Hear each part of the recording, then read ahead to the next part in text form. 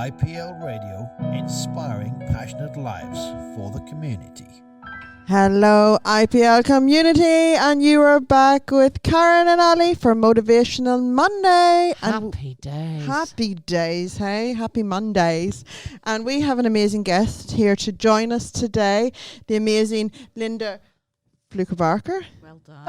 Yay! Well done to me. job. I am terrible with names, so I'm Mouthful. pretty impressed with myself. Amazing name, by the way. Thank you. Another amazing name. Yes, another amazing name. See, we have amazing people in today. But you are a generalised counsellor, so can you tell us a little bit more about that so that I don't have to try and explain? Because you say it so much better than I could. So, yes, I'm a generalised counsellor, so I deal with individuals about whatever might be going on in their lives, but I also specialise in grief and loss and trauma, just some nice light subjects. Yeah. And I also work with couples in couples therapy, so I always say the earlier the better, rather than people in crisis, but that often is what's happening.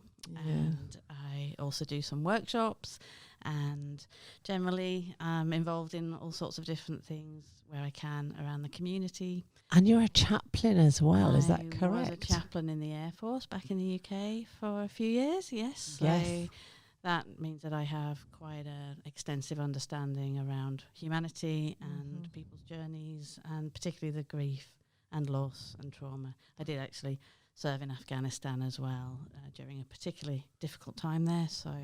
You can't just breeze over that. You've got to share with us about that, because I'm sure that was eye-opening for yourself. It's part of service, so many people will identify with that over decades, and those from different conflicts. It is around, for chaplains, aspects of supporting personnel and their families in whatever they're called to do and drawn to do in services. It's not easy, but it's a massive privilege to be alongside people and support them in some of the most challenging and difficult times, and to do that hopefully without any judgment and listening to what's happening for them, not what I might imagine. It's doing it with love, though, isn't it? Yeah. It's pouring into others. It's in the hardest times in their lives, really, isn't it? And I think compassion and grace, particularly when people are under orders, so they have certain things they have to do whether they like it or not. And I've got a real passion around what I call moral injury, and there's a whole sense of our internal compass and what happens to us, particularly when we're required to do things without question. It goes against your values. You're pulled internally, aren't you? Yeah, and actually there's only been very recently research on that, mainly from the US and on, so I'm around that as well, about what does that impact have on people, especially longer term as they begin to then process. And I think that forms part of the trauma and the ongoing challenges that people face, not just in the military, in uniformed organisations and anywhere else where actually what they're required to do doesn't sit well With their values. I think about that. There's nothing worse, I could think. Not being true to yourself. You know, the opposite ends, when you put two magnets together at the opposite ends and you can't join them because it's not meant to be. And that gravity, that force in the middle there. And I think that's exactly what it would appear to be, that you're being pulled against something that you don't want to do. And so yeah, it's fascinating. And now you started your business 18 months ago? Give or take, yes. Just as COVID hit. So I did the New Enterprise Incentive Scheme. I might have got that wrong, but NEACE. Yes. Yeah, following on from being at a workshop from your lovely self that was about setting up your own business. And I thought, yes, that's me. That's what I need to do. So, yeah, about 18 months ago, I set up, and it's a challenge. It's a journey. And what I now understand, a lot of small businesses fold within the first 6 months or year, because actually we want or need things to be jumping ahead, and there's an awful lot of time that needs Everything takes longer than you intended or expected to. with some exceptions depending on what's being offered, but certainly things like counselling, it takes time. But that's now growing, and it's about reputation as well, and having that sense of what I see my role is kind of holding people's hearts. Mm. And actually I have a responsibility to hold them, not to squash them, not to drop them, not to actually damage them further. It's about building up and lifting up. So by offering a safe and secure space where nothing is off limits, and being ex-military as well, and having done placements in a prison and various other things in life, working with the YMCA. Oh my God, I want to read your story. That I just know that life takes people in so many directions, and there's so many reasons why. So I try to be there with that person, whatever is going on, because actually that's their life, that's their journey. We all make choices and decisions, and sometimes we don't feel we have a choice. So it's helping people heal and be valued and find their own value, because often people don't have a sense of self-worth. And it's being gorgeous. able to say, I am this, and own lots of things that everyone has. We all have gifts, skills, capacities, and resilience, and surviving and thriving and all sorts. So I get really impassioned about helping people own their sense of self and journey. And you know what's coming next? The big question, which I warned you about before you came on air, is what actually inspired you to start your own business? I think, to be honest, Ali, it's probably around 30 years of experience that's all drawn together from so many different aspects of life, and things like working in outdoor ed with groups and seeing the team dynamics and individual dynamics and people overcoming fear and what stops us, and being in an ordained minister for 17 years now in the Church of England, or the Anglican Church of Australia, being a chaplain, being in parishes. I was the minister in Kwinana for almost 6 years in the Anglican Church. I didn't know that. Oh my goodness, So I didn't being know around that. a whole different demographic of people and journey, and those who are older, and it's I call it cradle to grave. You're like a guiding light for people, I think. Just that someone holding hope for you whenever you're not able to hold it for yourself. And it takes a special type of person to do that. And so I'm sure that you have to be mindful of your own self-care and the energy that's around you, so that you should an emergency come, or should you need to, you have to show up on those days and be in that space where you can hold people. How do you do that for yourself? Great question, Karen. Well, for me, as a person of faith, that is prayer and meditation, and for me, being by the ocean, on the ocean, or in the ocean, isn't it the water? It was what I call Celtic spirituality. It's about healing, God in creation, healing, presence, having my own supervision, so that I bring things to my supervisor, who's amazing, and she'd be fabulous to have on here as well. With all of her different strands and passions too, and so it's doing that professional oversight, and also with my governing body, with the Australian Counselling Association, going to chapter meetings there and being grounded in that, and my closest friend who we met day one at what I call Vicar Factory. Oh, Vicar Factory! I want to be a fly on the wall. The Vicar Factory. And I think having someone... It beggars belief. I just couldn't even start to imagine what you guys get to chat about at the Vicar Factory. Stop, Brian, stop, it's going off. But we met day one and have been sisters ever since. And having someone who you can completely, utterly, not that I would do about clients or anything, but just in the general... That's what we are. We're that for each other in business. Being able to have someone as the sounding board, the safe space that you can say anything to. There's trust in that. And that's been 17, 19 years in the trusting. So, gosh. So then support, making sure and ensuring that you're supported, so that you can show up as the best version of yourself for others. Support that is guaranteed, and is grounded, and is safe. As well. And values aligned. All of those things, and if it's of any help, what I say and sometimes say in workshop as well is that for me, my litmus test, my point is when I'm driving, and if I start to get really wound up by things other people do, and stuff happens, but if my reaction is out of kilter, my first thing I do is, okay, what do I need to do?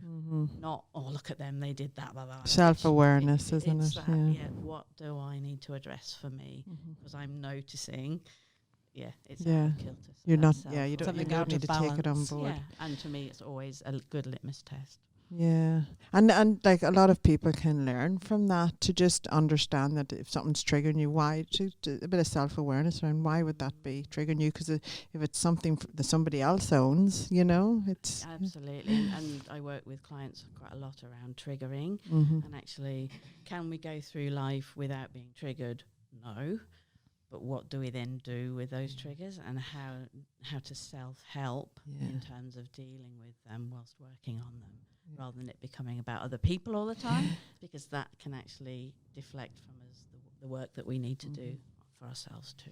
So your work is heavy work, and heavy on your heart. But what makes your heart sing? Is there a scenario? You don't need to give names around, but is there a scenario that would just that you've had someone and seen the fruits of your labour, so to speak? I think almost if not every session, actually. Love it. Because people leave Lighter. less, troubled than when they arrived. And with a lot of clients, I think I just mentioned, I always do at the end with a lot of them. So remind me what it is that is awesome about you.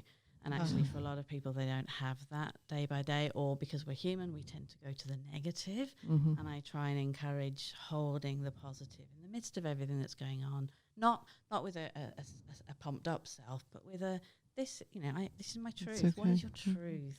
What can you hold and own as truth?